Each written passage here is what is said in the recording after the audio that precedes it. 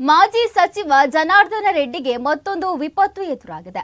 ಅಕ್ರಮ ಗಣಿ ಸುಳಿಯಲ್ಲಿ ಸಿಲುಕಿ ಪರದಾಡಿದ್ದ ಬಿಜೆಪಿ ನಾಯಕನಿಗೆ ಕೆಲವು ದಿನಗಳ ಹಿಂದೆ ರಿಲೀಫ್ ಸಿಕ್ಕಿತ್ತು. ಆದರೆ ಇದೀಗ ಜನಾರ್ದನ ರೆಡ್ಡಿ ಅವರ ಮನೆ ಬಳಿ ನಡೆದಿರುವ ಬ್ಯಾನರ್ ಗಲಾಟೆ ಮತ್ತೊಮ್ಮೆ ಪರ ವಿರೋಧ ಚರ್ಚೆಗಳಿಗೆ ದೀವಟಿಯನ್ನ ಹಿಡಿದಿದೆ.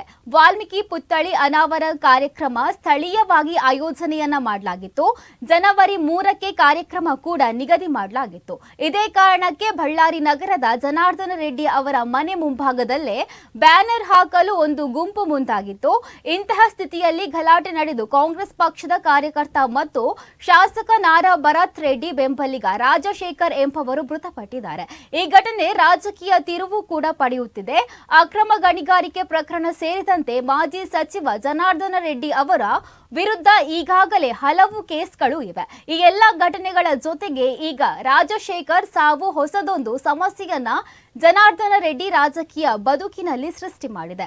ಈ ಘಟನೆ ಸಂಬಂಧ ಬಳ್ಳಾರಿ ಬೂಡ್ಸಪೇಟೆ ಪೊಲೀಸ್ ಠಾಣೆಯಲ್ಲಿ ಕೇಸ್ ದಾಖಲಾಗಿದ್ದು, ಈ ಮೂಲಕ ಜನಾರ್ದನ ರೆಡ್ಡಿ ಅವರ ರಾಜಕೀಯ ಭವಿಷ್ಯಕ್ಕೆ ಕೂಡ ಅಡ್ಡಿ ಎದುರಾದಂತಾಗಿದೆ. ಆದರೆ ದೊಡ್ಡವರ ಗಲಾಟೆಯಲ್ಲಿ ಅಮಾಯಕ ಜೀವ ಕಳೆದುಕೊಂಡಿದೆ.